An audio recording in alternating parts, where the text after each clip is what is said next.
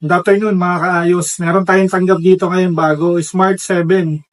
Ito mga kaayos, hindi siya nagcha-charge. Testing natin.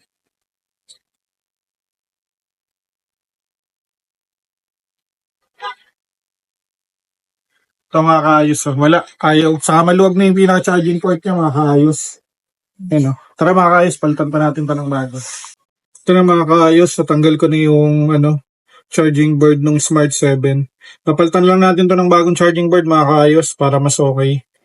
No? Tara, palitan natin to. Mga kaayos, ito na yung bago nating charging board. Ililipat na lang natin tong tong vibrate. Ito, dito sa bago. So mga kaayos, kabit natin po. Ito na mga kaayos, nalipat na natin to yung sa vibrate.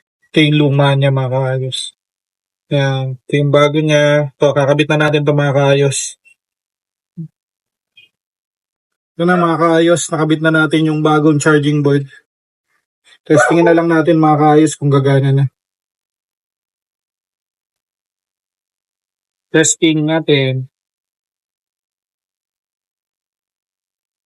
Ito yung old charging board niya mga kaayos. Ayan, okay na mga kaayos. Working na yung charging niya. May ilaw na siya. Ito.